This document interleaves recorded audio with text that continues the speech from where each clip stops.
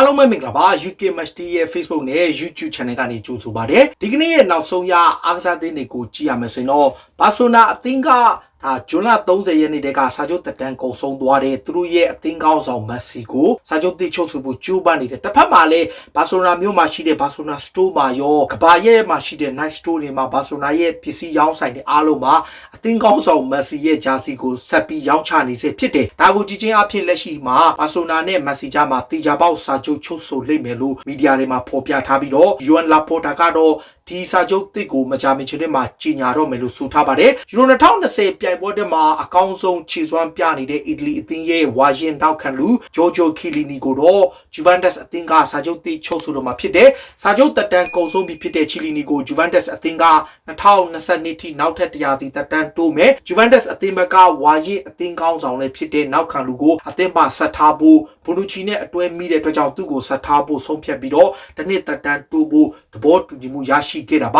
ါခုတနေ့ကဒါဘယ်လ်ဂျီယံကိုနိုင်တဲ့ပွဲမှာအီတလီကသူတို့ရဲ့အားထားရတဲ့ဘယ်နောက်ခံလူစပီနီဇိုလာကိုဆုံးရှုံးခဲ့ရတယ်အီတလီဟာယူရိုပြိုင်ပွဲမှာခြေစွမ်းပြနေလို့ဘယ်နောက်ခံကစားမကလည်းတကယ်ကောင်းတဲ့ကစားမပဲဘယ်လ်ဂျီယံနဲ့ပွဲမှာသူ့ရဲ့ခြေထောက်မှာဒဏ်ရာရရှိသွားခဲ့တဲ့အတွက်ကြောင့်အဲ့ဒီဒဏ်ရာကြောင့်ပဲသူဟာအနည်းဆုံး9လနဲ့6လအနားယူရမယ်လို့အီတလီဆေးဖွဲ့ကနေအတည်ပြုထုတ်ပြန်ကြေညာခဲ့သလိုသူ့အနေနဲ့လည်းမြန်ဆုံးပြန်လာနိုင်အောင်ကြိုးပမ်းသွားမယ်ဆိုပြီးတော့သူကဆိုထားပါတယ်ဒီနေရာမှာအပြောင်းရွှေ့တဲ့မှာပဲအာဆင်နယ်အသင်းက Real Madrid ရဲ့အသင်းကောင်းဆောင်ဟောင်း Sergio Ramos ကိုဆက်သွယ်ခဲ့တယ်အဓိက Sergio Ramos ဟာစာချုပ်တက်တန်းကုန်ဆုံးပြီး PSG ကို2နှစ်စာချုပ်နဲ့သဘောတူထားတယ်လို့ report တွေမှာဆိုထားတယ်ဒါပေမဲ့ PSG ဘက်ကတကယ်တမ်းမှာ200ပြီဆိုတာထက်100ပြီ plus နဲ့ option to extend ဆိုပြီးတော့ခြေစွမ်းပေါ်မှာမူတည်ပြီးနောက်100ပြီထပ်တိုးမယ်ဆိုတာကိုပဲသဘောတူကန့်လန့်ခဲ့တယ်ဆိုတဲ့ report ကြောင့် Ramos ကPSG နဲ့ကြားမှာဆွေးနွေးဖို့အဆင်မပြေတဲ့အခြေအနေမျိုးဆိုပြီးတော့ဖော်ပြထားတယ်ဒါကိုအာဆင်နယ်ကသတင်းကြတော့ဒါသူတို့အနေနဲ့လိပ်ပစ်အနေနဲ့ခတ်ပြီးတော့ Ramos ကိုကန့်လန့်နေမြောက်လန်ဒန်ကိုလာနိုင်ဗလားငါတို့ဘက်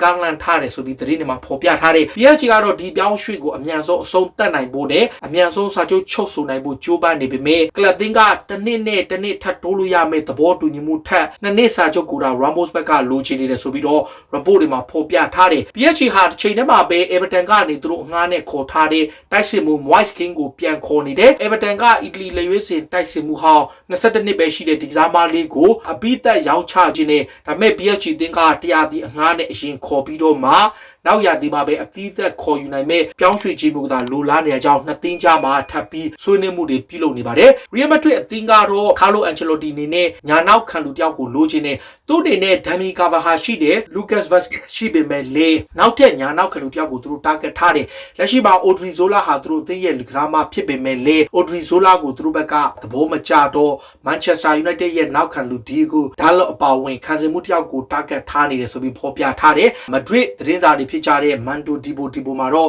့ဒါ Real Madrid က Dalot ဟာသူတို့ရဲ့အရေးပါတဲ့ကစားမပြစ်မှတ်တစ်ယောက်ဖြစ်တယ်လို့ဆိုထားပါတယ် Manchester City အသင်းကသူတို့ရဲ့တောင်ပန်ကစားမ Ferran Torres ကိုစပိန်ပြိုင်ပွဲအတွက်လက်လွတ်ထားတယ်ဒီလိုအချိန်မှာ Ferran Torres က City ကိုစပိန်နဲ့အတူ Olympic ပြိုင်ပွဲဝင်ခွင့်ရဖို့တောင်းဆိုခဲ့တယ်ဒါကို Manchester City ကယူရိုပြိုင်ပွဲလွတ်ထားပြီးအချိန်မှာ Olympic ပြိုင်ပွဲကိုလွတ်ဖို့အစီအစဉ်မရှိကြောင်းနဲ့စပိန်လေဝေးစဉ် Olympic အသင်းနဲ့ Ferran Torres ကတောင်းဆိုမှုကိုညှဉ်းဆန်ပယ်ချပြီးတော့တရားဒီလုံးမှာပင်ပင်မပွဲဆက်တွေကန်ထားရတဲ့အခြေအခုလိုမျိုးပွဲချက်အပြင် Olympic သွားကစားနိုင်ဖို့ခွင့်ပြုနိုင်ခြင်းမရှိဘူးလို့ဆိုခဲ့ပါတယ်။ Man City တွေနဲ့လက်ရှိမှာသူတို့ရဲ့အဓိကတောင်ပန်ကစားမ Raheem Sterling ကိုတက်တန်းတိုးဖို့လုပ်နေတယ်26နှစ်ရှိတဲ့ဒီကစားမကိုနောက်ထပ်2026ထိ9နှစ်စာချုပ်အသစ်နဲ့စာချုပ်တိကန့်လန့်ထားဖို့ရှိတယ်။ Raheem Sterling ကအစောပိုင်းတုန်းကသူ့ကို Hurricane ရဲ့အပြောင်းရွှေ့မှာထည့်သွင်းကန့်လန့်ခဲ့တယ်ဆိုတဲ့သတင်းတွေကြောင့်တော်တော်လေးကိုဒေါသထွက်နေပေမဲ့ Man City ကတော့သူ့ကိုစာချုပ်တိချုပ်ဆိုဖို့ကိုကြိုးပမ်းလျက်ရှိတာပါ။ Everton အသင်းကလည်းလက်ရှိမှာနီးပြတစ် Rafael Benitez လက်ထက်မှာကစားမတစ်တွေကိုခေါ်ဖို့လုပ်တဲ့အချိန်သူတို့ရဲ့တိုက်စစ်မှု Dominic Calvert-Lewin ဟာအသင်းကထွက်ခွာဖို့ကြိုးပမ်းနေတယ် Calvert-Lewin ကို Real Madrid အပါအဝင် Arsenal အသင်းအပါအဝင်တချို့မီဒီယာတွေရဲ့အဆိုအရ Manchester United တောင်စိတ်ဝင်စားလို့ဆိုထားတယ် Dominic Calvert-Lewin ဟာတကယ်ခြေစွမ်းပြတဲ့ကစားမဖြစ်လို့ Carlo Ancelotti လည်းကြိုက်တယ်အင်္ဂလန်ကစားမဖြစ်တော့ Premier League မှာဆက်နေခြင်းပေမဲ့ Real Madrid ကတော့ပေါင်တန်း90လောက်နဲ့ကမ်းလှမ်းဖို့ရှိတယ်ဒါပေမဲ့ Everton အသင်းဘက်ကသူတို့ရဲ့အင်္ဂလန်တိုက်စစ်မှုကိုရောင်းချဖို့အစီအစဉ်မရှိဘူးလို့ဆိုထားပါတယ် Manchester United အနေနဲ့လက်ရှိမှာ Inter Milan ရဲ့ကွင်းလေကစားမ Brozovic ကိုကမ်းလှမ်းမှုပြုလုပ်ခဲ့တယ်ယူရိုတန်း30နဲ့ United ကကမ်းလှမ်းခဲ့တာဒါပေမဲ့ Inter Milan အသင်းက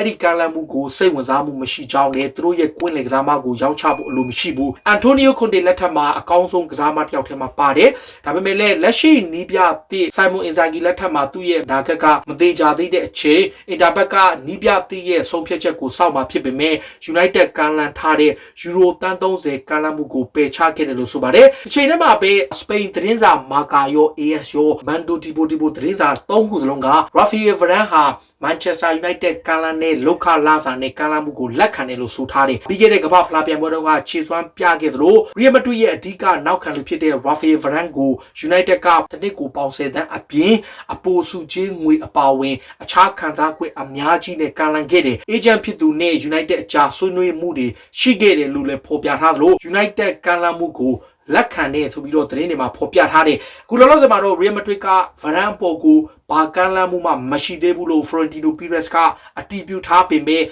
မီဒီယာတွေရဲ့အဆိုအရတော့ဒီပြောင်းရွှေ့ဟာမကြာမီချိန်တွေမှာဖြစ်ပေါ်လာဖို့နီးစပ်လျက်ရှိတယ်လို့ဆိုထားပါတယ်။ United ရဲ့နီးပြဆိုရှာအနေနဲ့ယူရိုပြိုင်ပွဲမှာရောတောင်အမေရိကပွဲမှာသူကစားမတွေအများကြီးလွတ်ထားရတော့လူငယ်ကစားမတွေနဲ့ပဲခြေစမ်းပွဲကစားဖို့စဉ်းစားထားတယ်။ဒီကြားထဲမှာ Lazio ကိုအငှားချခဲ့တဲ့ Andres Pereira အပါအဝင်ကစားမအားလုံးကိုပြန်ခေါ်သွားမှာဖြစ်လို့ပေါ်တူဂီနဲ့ယူရိုဝင်ခဲ့တဲ့ဒါလော့အပါအဝင်လူငယ်တွေကိုသာအဓိကခြေစမ်းပွဲတွေကိုခေါ်ယူသွားမယ်လို့ဆိုထားပါတယ်။ဒါကအာဆနယ်အသင်းက Renato Sanchez ကိုမရရအောင်ခေါ်နေတယ်။ Renato Sanchez က23နှစ်ရှိပြီတကယ်ကိုအရေးချင်းရှိတဲ့ကစားမလေးပဲသူပေါ်တူဂီမှာခြေစွမ်းပြရင်ကဘိုင်ကခေါ်တယ်။ဘိုင်ကခေါ်ပြီးတဲ့အခါမှာလုံးဝ struggle ဖြစ်လို့ Premier League ကလပ် Swansea ထိရောက်တယ်။ Swansea မှာတန်းဆင်းသွားတဲ့အသင်းမှာခြေစွမ်းမပြနိုင်လို့နောက်ဆုံးမှာပြင်သစ်ကလပ် Lille ကိုရောက်သွားပြီးတဲ့အချိန်မှာအကောင်းဆုံးခြေစွမ်းပြတယ်။နောက်ယူရိုမှာပါအကောင်းဆုံးကစားမတစ်ယောက်ထဲမှာပါတယ်။ Arsenal အသင်းက Renato Sanchez ကိုအသင်းရဲ့ကွင်းလယ်ပိုင်းမှာတော်တော်လေးအားဖြည့်ချင်နေတယ်။ Granit Xhaka ထွက်ခွာသွားရင်သူ့နေရာမှာအစားထိုးဖို့အတွက်23နှစ်ရွယ်ရှိတဲ့ပေါ်တူဂီကွင်းလယ်ကစားမဟာသူတို့ရဲ့အဓိကဖြစ်မဲ့ဖြစ်တယ်လို့ဆိုထားတယ်။ Renato Sanchez ကိုလိုက်တဲ့အဓိကအချက်က Arsenal ရဲ့လူငယ်ကစားမ Matteo Guendouzi ကလည်းမာဆေးအသင်းကိုပြောင်းဖို့သဘောတူလိုက်ပြီး Guendouzi ကစာချုပ်တစ်နှစ်ပဲကျန်တော့တယ်ဒါပေမဲ့ Arsenal အသင်းကသူ့ကိုနောက်ထပ်အပိုတစ်နှစ်ထပ်တိုးရတဲ့သဘောတူညီမှုအပါအဝင် Guendouzi ကိုအငှားချပြီးဆိုတော့ Matteo Guendouzi ဟာဂျာမနီကပြန်လာပြီးတော့ Arsenal ကအချင်းနောက်တရာသီအငှားသွားကစားရဖို့ရှိပါတယ်။ Arsenal အသင်းဘက်ကနွေရာသီမှာအပြောင်းရွှေ့ဈေးကွက်တွေလှုပ်ရှားတဲ့အချိန်သူတို့ရဲ့လူငယ်ကစားမဖြစ်တဲ့ Martinelli နဲ့ Gabriel တို့နှစ်ယောက်ကို Brazil ရဲ့ Olympic အသင်းကိုဆေလွှတ်လိုက်ပါတယ်။ Brazil အသင်းမှာပါဝင်ခြင်းသူတို့ Brazil လူငယ်အသင်းရဲ့ Olympic အသင်းမှာပါဝင်ခွင့်ရဖို့ Brazil ဘောလုံးဖွဲ့ချုပ်ကတောင်းဆိုတဲ့အခါ Arsenal ကခွင့်ပြုခဲ့တယ်။ Arsenal အသင်းကလက်ရှိမှာဒီကစားမနဲ့ကိုဆုံးရှုံးတဲ့ချိန် Real Madrid ကသူတို့ရဲ့ Vinicius Junior နဲ့ Rodrigo တို့နှစ်ယောက်ကိုကမ်းလှမ်းမှုကိုတော့ပယ်ချခဲ့တယ်။ Brazil အသင်းကိုဥဆောင်မဲ့သူကဝါရင်အသင်းကောင်းဆောင်ဟောင်း Dani Alves ပဲဖြစ်ပါတယ်။ချိန်ထဲမှာပဲဒါ Premier League မှာဆိုရင် Everton အသင်းကလည်း Richarlison လည်း Olympic ပြိုင်ပွဲသွားပြိုင်မယ်။ဒါက Chelsea အသင်းကတော့လက်ရှိမှာသူတို့ရဲ့ကစားမဖြစ်တဲ့ Ruben Loftus-Cheek ရဲ့ပြီးတော့မှ Tammy Abraham နဲ့ Ross Barkley တို့၃ယောက်ကိုရောင်းချမယ်။အစောပိုင်းတုန်းကတော့ဒီကစားမတွေကို Pre-season တိုးဖြစ်ခေါ်သွားဖို့စဉ်းစားထားတယ်လို့ဆိုထားပေမဲ့လည်းဒီနေရာမှာ Ruben Loftus-Cheek နဲ့ Ross Barkley ရဲ့ Tammy Abraham ဟာကလပ်အသင်းကရောင်းထုတ်မဲ့အထက်ပါဝင်နေသလိုအပြောင်းရွှေ့ဈေးကွက်မှာထောက်ပံ့နိုင်တဲ့အပြောင်းရွှေ့ခြင်းမျိုးရရှိဖို့အတွက်သူတို့ကိုရောင်းထုတ်တော့မယ်လို့ဆိုထားပါတယ်။ Chelsea အသင်းအနေနဲ့ဝါရင်နောက်ခံလူ Rudiger ကိုတက်တန်းတိုးနိုင်ဖို့လုပ်တယ်။ Rudiger ဟာစာချုပ်တက်တန်းတစ်နှစ်ပဲကျန်တော့တယ်။ Chelsea ကစာချုပ်တိချုပ်ဆိုနိုင်ဖို့ကြိုးပမ်းနေတဲ့ချိန်သူ့ရဲ့စာချုပ်က delay ဖြစ်နေတယ်။ဒါပေမဲ့လည်းနောက်ဆုံး report တွေအရတစ်ပတ်ပေါင်2သိန်းနဲ့ Rudiger ဟာကလပ်အသင်းနဲ့စာချုပ်တိချုပ်ဆိုဖို့နီးစပ်လျက်ရှိပြီလို့ဆိုထားပါတယ်။ Aston Villa ကတော့ခုန Chelsea ရောက်မဲ့ကစားမတွေက Tammy Abraham ကိုတန်း40နဲ့ကမ်းလှမ်းလာတယ်။သူတို့ Championship ကနေ Play-off အဆင့်မှာဒါဘီကိုနိုင်ပြီးတော့ Premier League ကိုတက်လာတဲ့ချိန်မှာအရေးပါတဲ့ခြေစွမ်းပြတဲ့ Tammy Abraham ကိုပေါင်တန်း40နဲ့ကမ်းလှမ်းပြီးတော့ဒါတကြော့ပြန်လဲခေါ်ယူဖို့ကြိုးပမ်းနေပါတယ်။ဒါက Tottenham အသင်းကလည်းလက်ရှိမှာ AC Milan ရဲ့ကွင်းလယ်ကစားမ Frank Kessie ကိုခေါ်ချင်တယ်။ Frank Kessie က Milan နဲ့စာချုပ်ကတစ်နှစ်ပဲကျန်တော့တယ်။ AC Milan ကသူ့ကိုတန်း30ထောက်ထိလိုချင်တယ်။ဒါပေမဲ့ကစားမကိုယ်တိုင်က Premier League ကိုပြောင်းချင်တယ်။အစောပိုင်းတုန်းကတော့ Arsenal အပါအဝင် Premier League က4သင်းလောက်စိတ်ဝင်စားခဲ့ပူးတယ်။ဒါပေမဲ့ Tottenham ကအခုလောဆယ်3သိန်းနဲ့ရှိတယ်။သူတို့ကိုယ်တိုင်ပဲသူ့ကိုခေါ်ယူဖို့ကြိုးပမ်းနေတယ်လို့ဆိုထားပါတယ်။ Tottenham ဘက်ကလက်ရှိမှာဝါရင်ကစားမ Toby Alderweireld ရဲ့ထွက်ခွာဖို့တောင်းဆိုမှုကိုလက်ခံလိုက်ပါတယ်။နီးပြသည့် Nuno Espirito Santo က Wolverhampton ရဲ့နောက်ခံလူ Conor Cody ကိုခေါ်ဖို့အတွက် Toby ကိုထွက်ခွာခွင့်ပေးဖို့သဘောတူခဲ့တယ်။ဒါပေမဲ့ Spurs ဘက်ကပေါင်25တန်းစီသတ်မှတ်ထားပါတယ်။ Tottenham ဟာတစ်ချိန်တည်းမှာပဲဘောလုံးညာရဲ့ဂျပန်ကစားမ Tomiyasu ဆိုတဲ့ကစားမကိုခေါ်ခြင်းနဲ့ဒီကစားမကို Tottenham ကစိတ်ဝင်စားနေတာတော့ကြာပြီ။ Spurs ဘက်ကပေါင်12.9တန်း plus အပိုစုချင်းငွေ2.6တန်းနဲ့ကမ်းလှမ်းပြီးတော့ total စုစုပေါင်း15တန်းပတ်ဝန်းကျင်နဲ့ကမ်းလှမ်းနေ တယ်ဒါပေမဲ့ဘောလုံးညာကအနည်းဆုံး18တန်းကနေတန်း20ထိလိုချင်တဲ့အတွက်ကြောင့်ဒီပြောင်းရွှေ့ကအခုလောလောဆယ်အဆင်မပြေသေးဘူးလီဗာပူးအသင်းကိုကြည့်ရင်လီဗာပူးရဲ့အဓိကနောက်ခံလူဖြစ်တဲ့ Virgil van Dijk ပေါ့။ဒါကြောင့်တရားသီလုံးဒီပါနားနေတဲ့သူ့အနေနဲ့